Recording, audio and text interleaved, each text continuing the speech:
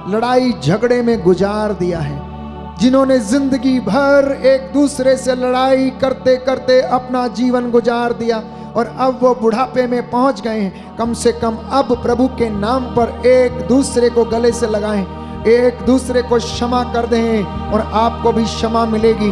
प्यारे भाई प्यारी बहन, प्रायश्चित में तेरा कल्याण है, आदर सम्मान करने में तेरा कल्याण है और तेरा घराना उन्नति पाएगा। तू उन्नति पाएगा, तू बचेगा, तेरा घराना बचेगा, तू बचेगी, तेरा घराना बचेगा। अगर माता पिता पवित्र होंगे तो आपकी संतान भी पवित्र होगी। इसलिए आज क्षमा करने का दिन है, एक दूसरे को सॉरी कहने का दिन है। प्रभु चाहता है कि आप एक दूसरे को क्षमा कर दें। बच्चे जो बाहर हैं दफ्तर में, अपने माता पिता के पास जाकर चरण स्पर्श करें, आशीर्वाद ग्रहण करें प्रभु के सामर्थी नाम से।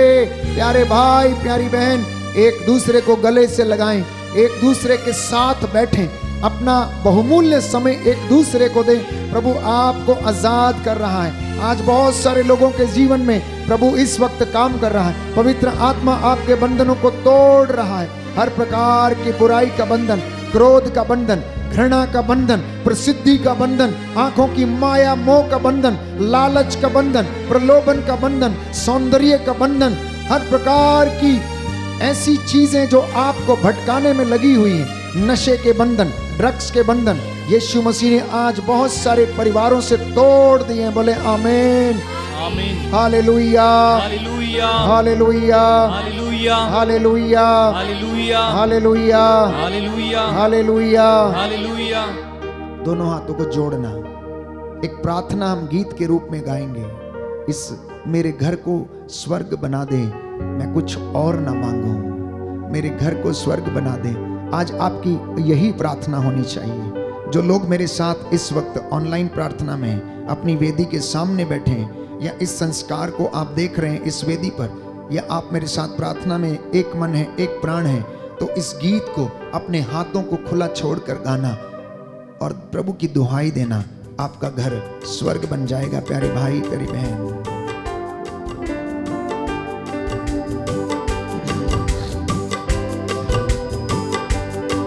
मेरे घर को स्वर्ग बना दे, कुछ और न मांगू। मेरे घर को स्वर्ग बना दे, कुछ और न मांगो। मेरे घर को स्वर्ग बना दे, कुछ और न मांगू। मेरे घर को स्वर्ग बना दे, कुछ और न मांगो। गुनहगार को भक्त बना दे, कुछ और न मांगू। गुनहगार को भक्त बना दे, कुछ और न मांगो। गुनहगार को भक्त बना दे, कुछ और न मांगू। गुनहगार को भक्त बना दे, कुछ और न मांगो। मेरे घर को स्वर्ग बना दे, कुछ और न मांगू। मेरे घर को स्वर्ग बना दे, कुछ और न मांगो। मेरे घर को स्वर्ग बना दे, कुछ और न मांगू। मेरे घर को स्वर्ग बना दे, कुछ और न मांगो। गुनहगार को भक्त बना दे, कुछ और न मांगू। गुनहगार को भक्त बना दे, कुछ और न मांगो। गुनहगार को भक्त बना दे, कुछ और न मांगू। गुनहगार को भक्त बना दे, कुछ और न मांगो। मेरे घर को स्वर्ग बना दे, कुछ और न मांगू। मेरे घर को स्वर्ग बना दे, कुछ और न मांगो। द्वार तेरे हैं, मैं हूँ आया। द्वार तेरे में मैं हूँ आया। अपना परिवार तुझे चढ़ाया। अपना परिवार तुझे चढ़ाया। द्वार तेरे में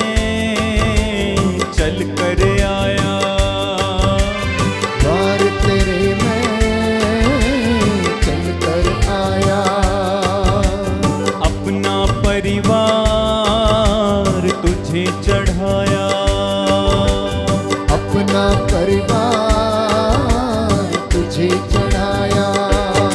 तू पाम लहू से धो दे, कुछ और न मांगू। पाव लहू से धो दे, कुछ और ना मांगो। हमें अपने लहू से धो दे, कुछ और न मांगो। हमें अपने लहू से धो दे, कुछ और न मांगो। मेरे घर को स्वर्ग बना दे, कुछ और न मांगू। मेरे घर को स्वर्ग बना दे, कुछ और न मांगू। बार बार कहें, मेरे घर को स्वर्ग बना दे, कुछ और न मांगू। मेरे घर को स्वर्ग बना दे, कुछ और न मांगू। तू बिगड़े रिश्ते संवार दे, कुछ और न मांगो। तू बिगड़े रिश्ते संवार दे, कुछ और न मांगू। दिल की चोटों को मिटा दे, कुछ और न मांगो। दिल की चोटों को मिटा दे, कुछ और न मांगो। मेरे घर को स्वर्ग बना दे, कुछ और न मांगो। मेरे घर को स्वर्ग बना दे, कुछ और न मांगो। मेरे घर को स्वर्ग बना दे, कुछ और न मांगो। मेरे घर को स्वर्ग बना दे, कुछ और न मांगो। प्यारे भाई, प्यारी बहन, प्रभु ने आपकी प्रार्थना सुनी। अगर आप अपने रास्ते बदल देंगे तो आपका परिवार बदल जाएगा। अगर आप अपने रास्ते बदल देंगे तो आपका परिवार बदल जाएगा। अगर आप अपने विचार बदल देंगे तो आपके जीवन में शांति आएगी, चंगाई आएगी, आपकी संतान उन्नति प्राप्त करेगी। मैं इस वक्त आप सबके लिए प्रार्थना करूंगा। घुटनों पर आ जाएं, अपने हाथों को उठाएं, एक दूसरे के लिए प्रार्थना करें। एक दूसरे को क्षमा करने का साहस आप लोगों को मिले। हर प्रकार की बदकारियां, नशे की समस्या, ड्रग्स की समस्या, लड़ाई झगड़े की समस्या, मन मुटाव, ईर्ष्या, द्वेष, घृणा, आदर सम्मान नहीं करना, एक दूसरे के साथ गाली गलौज करना, इन तमाम बंधनों को यीशु मसीह के सामर्थी नाम से आज तोड़ता हूं। दया करने वाले, चंगा करने वाले यीशु राजा, तूने अपने पिता यूसुफ और माता मरियम के साथ रहकर अपने परिवार को तूने पवित्र किया। हे प्रभु यीशु, तेरे इन बच्चों के, शागिर्दों के, अपने भक्तों के परिवारों को भी पवित्र करने की कृपा दे। आज के वचन इनके जीवन में उद्धार लाए, शांति लाए। एक दूसरे को क्षमा करने का वरदान दीजिए। तेरी आत्मा इनके ऊपर अधिकार ले। तेरा पवित्र लहू इनके ऊपर छिड़क देता हूँ। हे प्रभु, ये तेल और जल जो इनकी वेदी पर रखा इनके हाथ में है, इसे तेरा पवित्र लहू बनने की कृपा दे। तेरी रूह का दुगना मसा इसमें उतरे। जहां कहीं भी छिड़का जाए उस जगह पर तेरी शांति और चंगाई आ जाए। मैं तेरा दास तुझसे निवेदन करता हूँ, जैसा इन्होंने विश्वास किया है वैसा इनके जीवन में पूरा हो जाए। आज के वचन इनके जीवन में 100 गुना, 60 गुना, 70 गुना फल लाए। हे प्रभु यीशु, तेरे बिना हमारा जीवन बेकार है। तू ही हमारे जीवन का आधार है। तू हमारे जीवन की शांति है, चंगाई है, सांत्वना है, आशा है, जिसके सहारे हम चलते रहते हैं। तेरे वचन आत्मा और जीवन है। इन वचनों के द्वारा तेरे इन बच्चों का परिवार पवित्र कर, शुद्ध कर। इनके जीवन में शांति आए, चंगाई आ जाए। बीमारियों से इन्हें निजात दिला। पापों से, बंधनों से, जादू टोने से, अंधविश्वास से इन्हें दूर रखने की कृपा कर। जितनों ने श्रद्धा भक्ति से तेरा वचन सुना, इबादत की है, इनको अपने पवित्र लहू से मसा कर हमारी प्रार्थना सुन ले। हमारे प्रभु क्रिस्त के द्वारा, आमीन।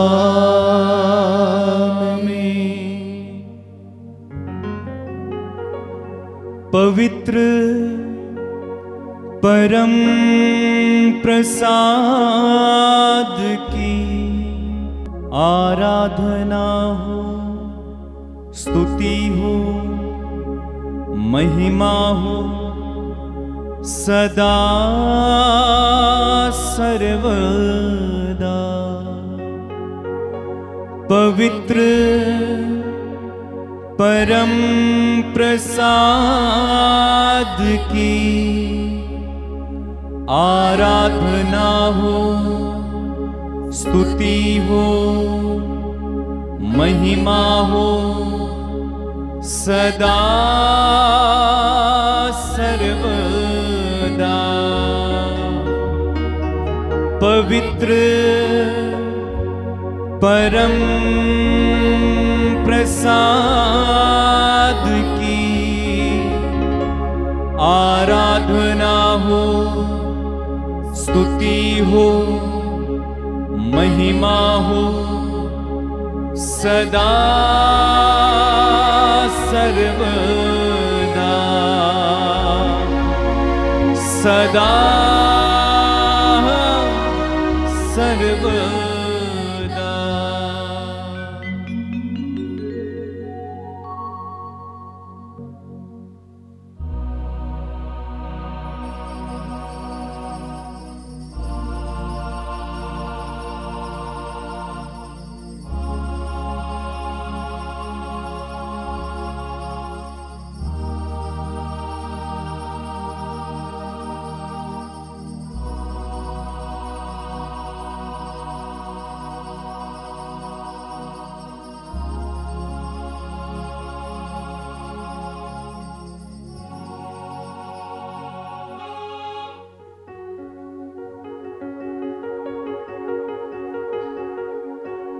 आइए तालियां बजाएं, प्रभु को धन्यवाद दें सभी आशीषों के लिए। जोरदार तालियां बजा के, जोरदार।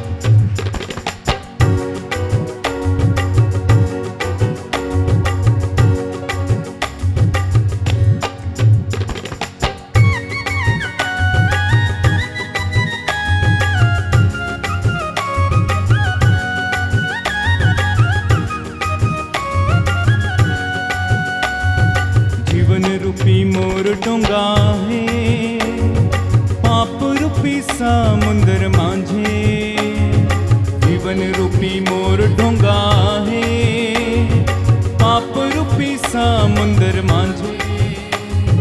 हिलेला डुलेला डर लगेला, प्रभु तो लेके चला।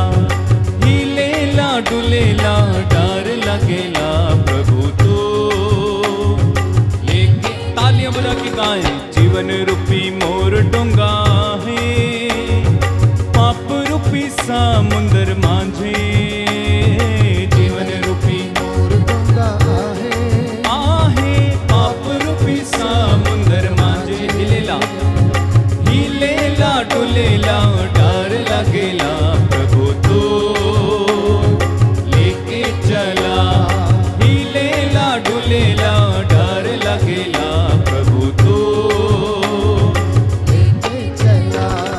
जेखन तुर चला मन डोंगा में जात रहे। आंधी तूफान आइला, आंधी तूफान आइला। संकट के समय में शांति देवेला, प्रभु तो लेके चला। संकट के समय में शांति देवेला, प्रभु तो। एक साथ गाएंगे। जीवन रूपी मोर डोंगा आहे, पाप रूपी समुंदर मांझे। जीवन रूपी मोर डोंगा आहे, पाप रूपी समुंदर मांझे। हिलेला डुलेला डर लगेला, प्रभु तो लेके चला। प्रभु तो लेके चला। बोलो प्रभु यीशु मसीह के नाम की जय। सबको जय यीशु की। जय यीशु की।